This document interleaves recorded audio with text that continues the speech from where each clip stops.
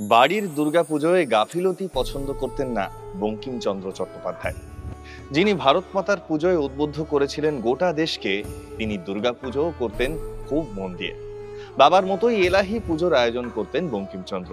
গোটা বাড়ি আলোকিত হতো দীপের আলোয়।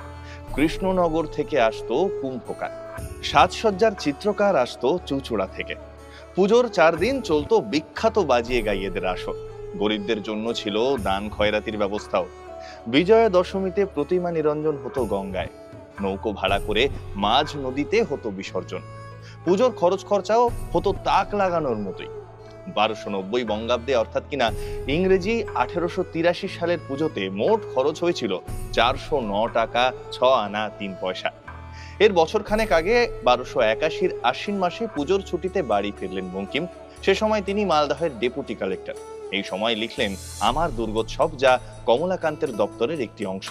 সেখানে কমলাকান্তের চোখে দেবী দুর্গা তথা বঙ্গজননীর অসামান্য রূপ কল্পনা ফুটে ওঠে তার লেখনীর মাধ্যমে। হয়তো এই মাতৃপূজার চেতনাই সঞ্চারিত হয়েছিল তার সাহিত্য ভাবনায়। আর তাই তার কলমে উঠে এসেছিল দেশমাতৃকা পূজার অবিস্মরণীয় মন্ত্র বন্দে মাতরম। হয়তো এমনটা দাবি করলে ভুল হয় না যে মাতৃবন্দনার সেই বীজ নিহিত ছিল এই দুর্গাপুজোতেই। শারদ ব্রাতে বেজে উঠেছে